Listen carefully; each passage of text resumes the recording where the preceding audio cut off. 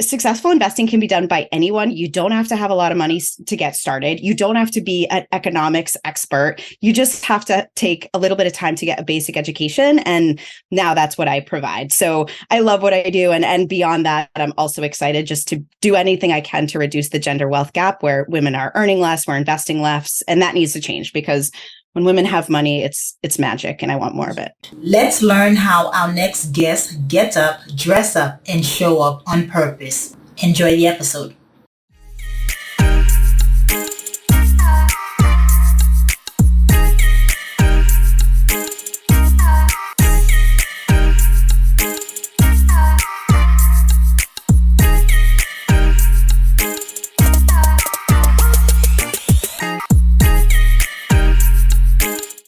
Hello, morning enthusiasts. Welcome to the Best Morning Routine Ever podcast. I am your host, Dr. Lunid. And today, I have the honor of introducing a very special guest to the show, Tess Waresmith.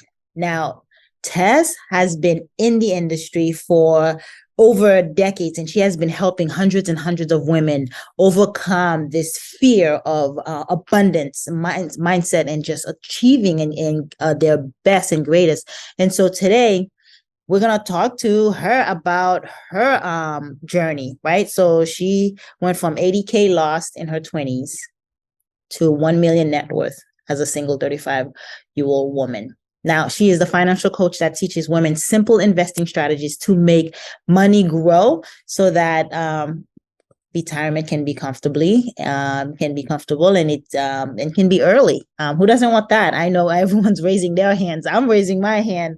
And so even if you're a newbie, she has these tips and strategies that she's going to help us with today. And she shares these tips all over her platforms. And she, like I said, helps hundreds and hundreds of women do this. So with no further ado, Tess, welcome to the show. Thank you for having me, Dr. Lunid. I love your show. I've been listening to it a lot recently, and I've gotten a lot of good morning tips, some of which I'm implementing. So I'm so happy to be here. Thanks so much for having me. Of course, such a pleasure. I love hearing success stories and how morning routines kind of correlate to that. So yours is not going to be any different because I know you have quite a bit to share. But before we dive into it, what brought you on this journey? Like, how did you become the wealth abundance coach that you are now? Sure. So I actually grew up really afraid of money, and it was something that was always top of mind for me. My parents grew up pretty poor, and so I was always very aware that money was a thing that I needed to hoard and hold on to, and it was very scary for me growing up. So after I graduated from college, I graduated in 2010, which was right after the recession, and I really wanted to find a super secure job because I was so worried about money already at that point. And I couldn't find anything. I got rejected from every single job I applied to. I applied to at least 30 jobs. And so I ended up, by weird turn of events, working on cruise ships as an acrobat, like a circus performer. That was my first job. And I agreed to it because it allowed me to save money. When you work on a cruise ship, you get to save money because you don't have rent, you don't have to pay for food. So it ended up being a really unique opportunity for me to save money. Also an amazing personal opportunity. I met incredible people from all over the world. It was very cool. I'm very, very blessed that I had that experience. And so after I did that, I saved some money. And because I had so much fear, I thought, okay, I'm definitely not smart enough to invest on my own. So I need to find somebody smarter than me, a financial advisor of some kind to make sure I'm doing the right thing with my money. And so I turned to somebody that at the time I trusted, and they helped me kind of get started. But over time, I started to feel like I wasn't quite sure what the strategy was. I felt like it was very complicated.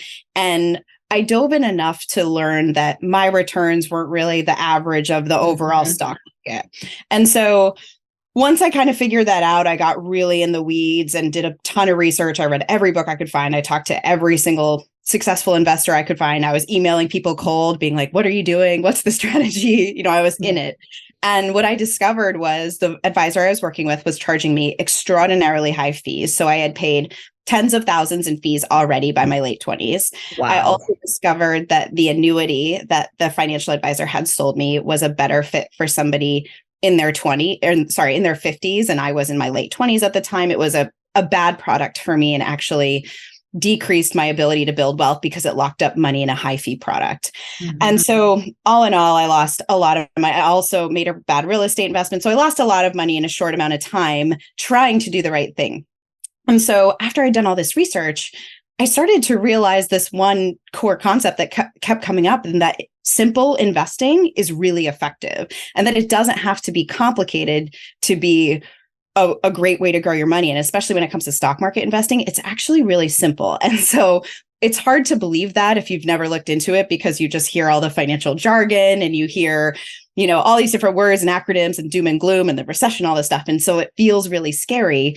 And you think I couldn't possibly do it on my own. But now that I've learned how to do it, it's so simple. And it blew my mind that it was actually so straightforward. And so I felt at that point morally obligated to make sure, one, that women didn't make the same mistakes I had made, and two, share this message that successful investing can be done by anyone. You don't have to have a lot of money to get started. You don't have to be an economics expert. You just have to take a little bit of time to get a basic education. And now that's what I provide. So I love what I do. And beyond that, I'm also excited just to do anything I can to reduce the gender wealth gap, where women are earning less, we're investing less. And that needs to change, because when women have money, it's magic, and I want more of it.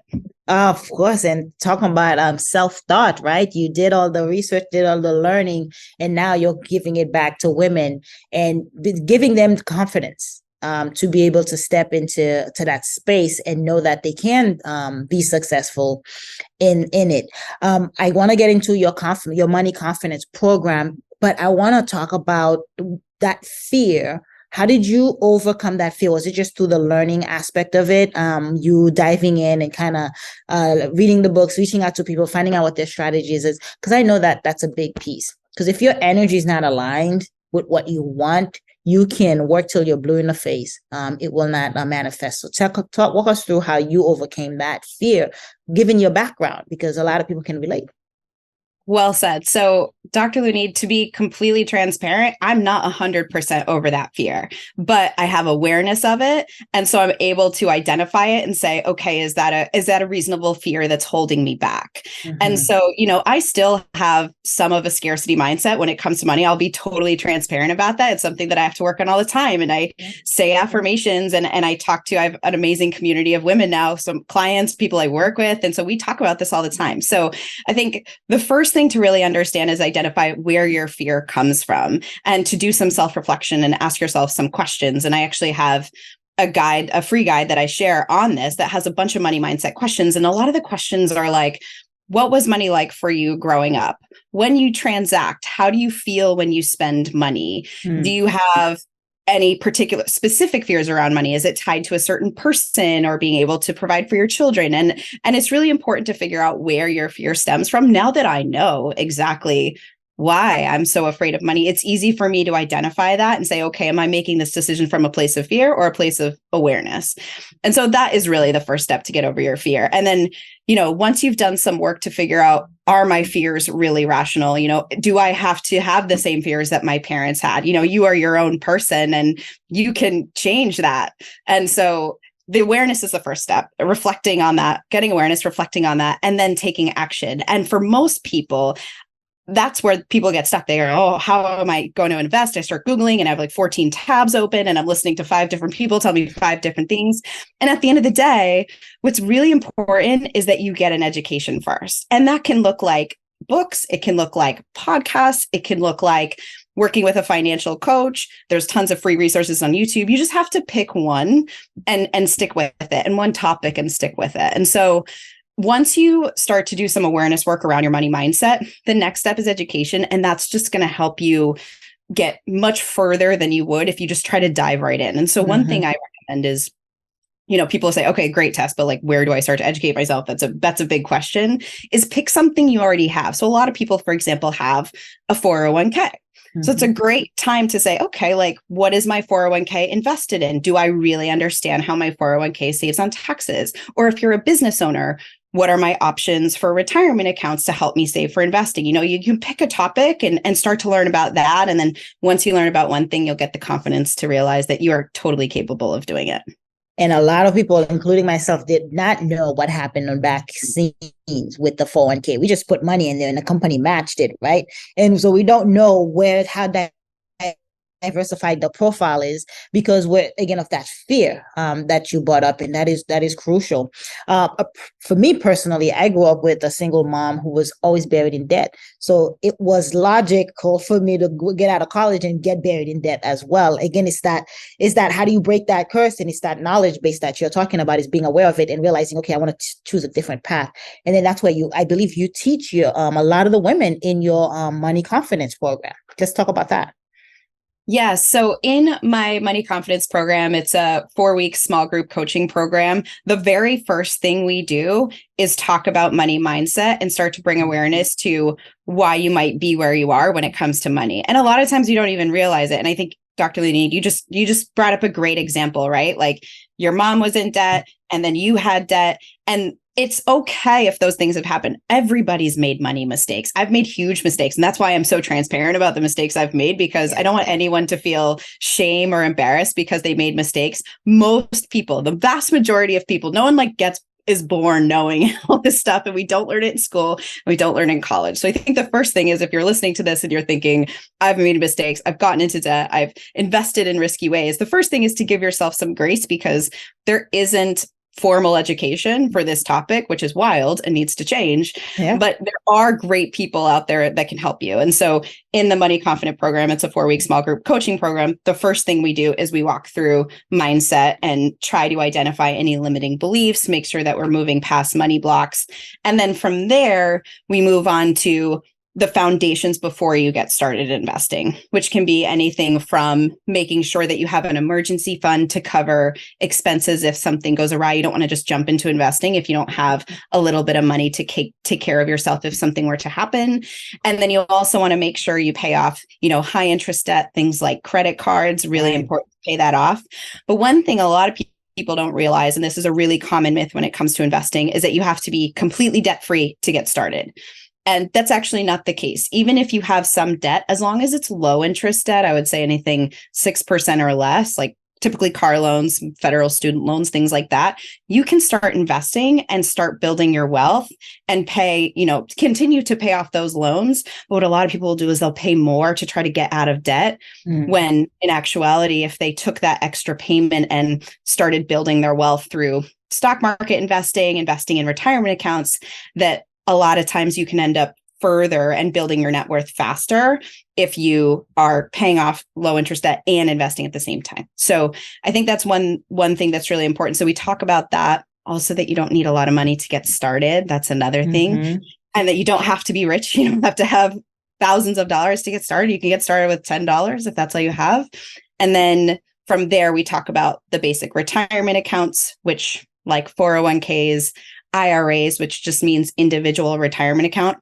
All these things sound so overwhelming, and I'm going to make it super simple for the purpose of this conversation. Retirement accounts are vehicles, they're containers to help you save on taxes while investing. That's it. And so they all have different names and jargons. And of course, it sounds like really confusing.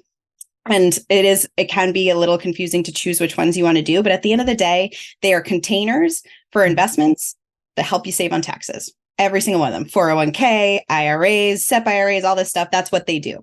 And so it is important to learn the basics so you can pick ones that help you save on taxes. And then the last step is really just picking your investments, which is actually one of the easier parts of this whole thing, because there's amazing investments that bucket a bunch of stocks together, so you don't even have to learn how to pick stocks.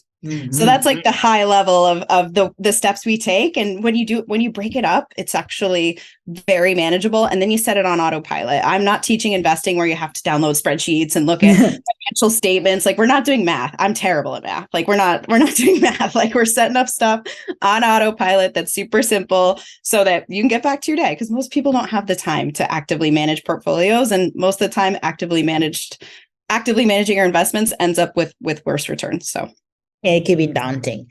Yeah. So with the IRA, now you have stated that, you actually giving a blueprint on how you can use the Roth IRA to become a millionaire. Oh, okay, because these again, I think you tapped into the diversified of the portfolio that vehicle has. It kind of puts things put things in state position for you that you don't have to think about it, or you don't have to go in and manage it or maintain it on a daily basis. So let's dive into that a little bit more. Sure. So, first of all, a Roth IRA is just one of those containers for investments that I was just talking about. One of those great containers that helps you save on taxes and helps you save for retirement. So, what's really important, the first thing I'll say before I even dive into this is what a lot of people do is they say, I'm investing in a Roth, or I opened a Roth and I put money in it. And if you do that and you don't choose investments, you're not actually investing. Your money is just sitting in cash. So the first step is opening a Roth IRA. And then the second step is choosing investments in an IRA. Now, one of the great benefits of a Roth IRA is that when you contribute money, you don't get to reduce your taxes in the year that you contribute. But when you go into retirement and you withdraw the money, it's tax-free. So if you think about it this way, if you invest $500 a month in a Roth IRA for 30 years, and you're invested in a fund that holds a lot of the stocks in the stock market. There are actually, by the way, there are funds called index funds that hold every single stock in the entire stock market. And the average return of the stock market is about 10%. So let's say you opened up a Roth IRA and you bought one of these funds that holds all these stocks. You're not picking stocks, you're just buying one fund. And you hold that for 30 years. The average return of your investment would be about 10%. Over time, not every year, about 10%. So if you contributed $500 a month for that 30 years at 10%, at the end of those 30 years, you would have roughly $1 million tax-free in retirement. And now, granted, these are based on historical numbers. There's not a guarantee, so I can't say for sure that the average return in the future will be 10%. But historically, the stock market has always gone up. And the worst 20-year return since the stock market became a thing was, I believe, 6.4%. So at the end of the day, the key to investing in the stock market isn't picking fancy stocks. It's not doing crazy investments. It's consistently investing. It's using tax-free vehicles or tax advantage vehicles like a Roth IRA and doing it over time. And the beauty of investing over time is that you get to benefit from compound interest. You're contributing money, it's growing, and then that larger pot of money that grows again. And that's how you get that exponential growth.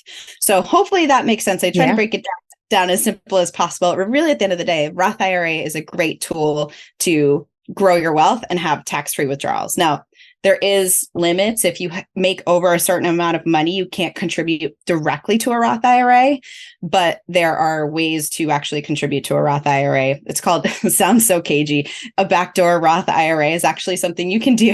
It's actually legal. So if you make over 150, at the time of this recording, this is 2023, if you make over about $153,000, you can't contribute directly, but there's still ways to get into that type of account. The back door.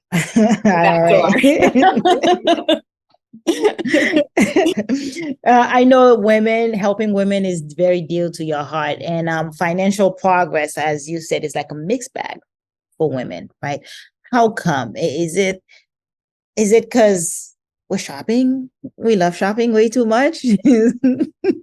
I'm so glad you brought that up first. So I am happy to go on a mini rant about the fact that there are way too many articles that shame and blame women for not building wealth because we're excessive spenders. And I actually saw this stat that 65% of articles that are about finance and money management for women cite women as excessive spenders, which is gaslighting, and it's not cool. And I hate it. So is it possible that you're spending too much and that's something you need to reel in? Yes. But usually that is not the reason why women haven't built wealth. There's so many other systemic factors that women have to face, starting with pay. You're making less. And then we have less conversations around money just based on that stat that I just shared. So then you're investing less, and then we have less wealth in general. And with childcare costs being super, super high, it's really hard for women to get back into the workforce. And since COVID, we've actually gone backwards in some of the progress that we've made as far as making sure that women are in the workforce and represented at senior levels of leadership. So what I think is really important to understand is kind of back to what I was talking about as far as like blaming yourself or having shame, you might be, it's possible you're spending too much money, but what's most important is to start to educate yourself and take responsibility for what you can change, while also acknowledging and validating the fact that if you've struggled to get equal pay, that's a real problem. Right. If you've struggled to find someone to educate you and feel good about it, that's also a real problem. I work with a lot of women that have talked to financial advisors. A lot of time it's men that say things like, oh, this is too complicated for you to understand, which is terrible. Wildly inaccurate. If you're a mom or business owner, or if you have a job, you are smart enough to learn how to invest. Investing is way easier than a lot of the stuff that probably everyone listening to this podcast has done something way harder than learning how to invest. And so my goal is to break it down while also helping women give ourselves grace for wherever we've come from and acknowledging the fact that there are systemic issues that have made it harder for us to build wealth. And so parallel processing those things, identifying it's not our fault that some of these things have happened. At the same time, it's our responsibility to take action and do what we can. And we'll be being proactive, right? Because you're right. There is the leadership gap. Women, it's less women are found in leadership and making those bonuses and making those salaries that kind of give you the edge up. I want to talk about affirmations because that's key. But I also want to see how it plays into your morning routine. So how do you get up, dress up, and show up? Tell us about your morning routine. Sure. So the very first thing that happens is I am very particular about what songs I wake up to on my alarm. And so I have a couple different songs. One is I Can Show You the World from Aladdin, because it's just such a happy song to wake up to. I love it. So my mornings are about joy. I've had a lot of stress in my life. And so at some point, there was times when I was so obsessive about the morning routine that I was like, 10 minutes, I'm going to journal, and 10 minutes, I'm going to do this, 10 minutes, I'm going to do that. And that didn't work for me. And so I was like, what's going to bring me joy and help me start off the day in a great place? So I have fun Disney alarm songs, or there's this great song by Jason Mraz called Hello, You Beautiful Thing. And so when I wake up, I'm like, oh, it's me. My favorite. Yeah, I love waking up to that song. I'm like, Jason, tell me more about how beautiful I am. so that's really important to me. And then the next thing I'll do is move, just like get my blood flowing. So I'm awake. Then I'm a former athlete, love moving, even if it's just a walk, getting outside, any kind of vitamin D, even if it's cold, I'll do it for 10 minutes at least, just to get some vitamin D. And then the other joyful thing that I do in the morning is I don't skimp on breakfast. I make myself a nice breakfast, like eggs and veggies, and sometimes like an egg breakfast sandwich with like a side of air fried potatoes. Like I have a full-time job, I have business, I have a lot going on, but I refuse to skip that because it always makes me feel good and happy and ready for the day. So the theme of my mornings is joy. And then as far as the affirmations, I do have a sheet of paper that has money and joy affirmations. Yeah. Just on a sheet, it's a just literal sheet of paper that I have stuck to my wall with a piece of tape. And as soon as I open my eyes, it's like right there. And I read a couple. It doesn't have to be complicated to be effective, Yes, I agree. And the movement in the morning and the getting out in the sun, it really does reset your circadian rhythm, letting you know that it's time to wake up, it's time to get energized and started for the day. I really do love your aspect of joy in the morning, the music.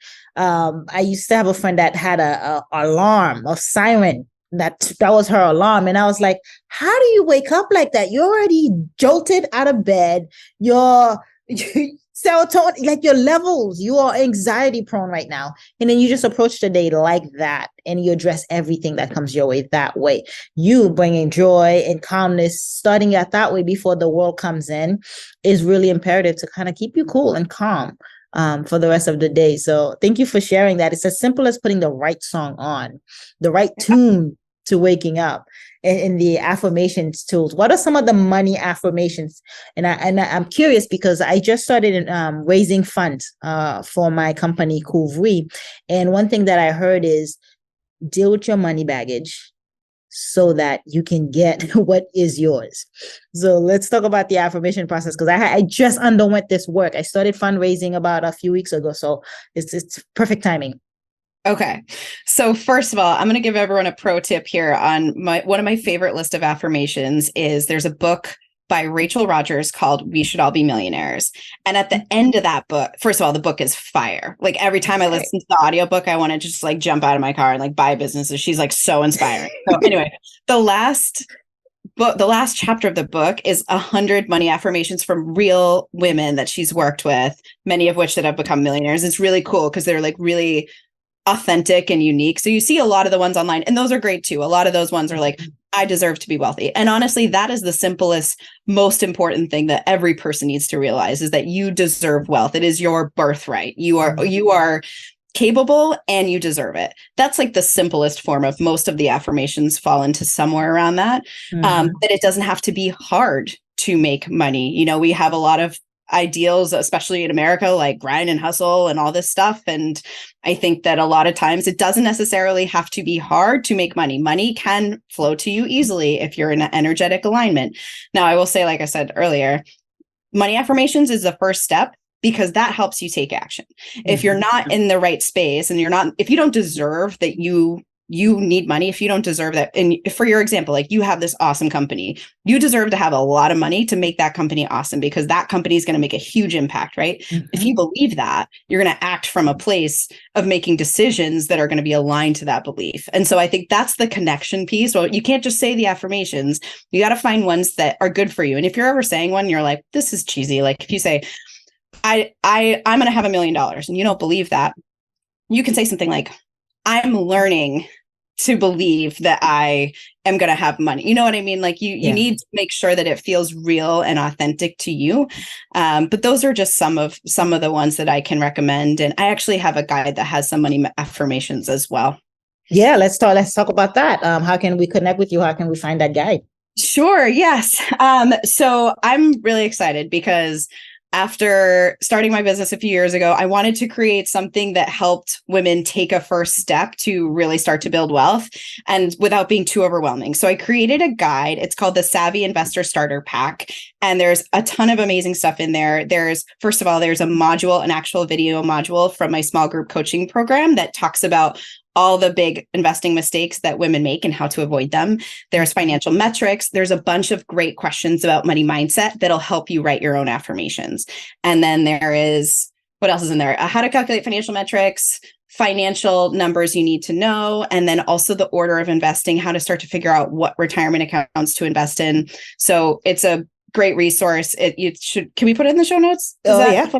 Perfect. All right. It's going to be in the show notes. So it's moneyconfidentcoach.com/savvy, but find it in the show notes. And it's the Savvy Investor Starter Pack. It's one of my favorite things I've created. And I love it because it actually has like video content. And so you can really get started. Yeah, that's phenomenal. Thank you for sharing. And then you also have the IG, the way you share tons and tons of tips on a daily basis. So what's that handle for us? Sure. So on Instagram, I'm at Wealth with Tess. And yeah, I share tons of stuff. I also answer all my DMs. So if you do have a question, don't go in there. It might take me a minute, but I do like to answer them. It's really important to me. So I'm at Wealth with Tess on Instagram. Follow me there. I try to share as much as possible. And if you have a question, oftentimes I'll create a post about it. So feel free to message me. Amazing, Tess. It's been such an honor and pleasure having you. Thank you for sharing your vibrant energy and money mindset and affirmations with us. It's been such a joy having you on the show today. Thank you, Dr. Lunid. And I'm so excited to hear about your company and your fundraising. You're going to crush it. I'm so excited. Yeah, thank you. Perfect. Hope you enjoyed today's episode. Please comment and tell us what was your favorite part, your favorite habit that you are going to try out for yourself today. Comment below. If you haven't already, be sure to subscribe. Until next time, I will see you at the top of your best morning routine ever. Stay blessed.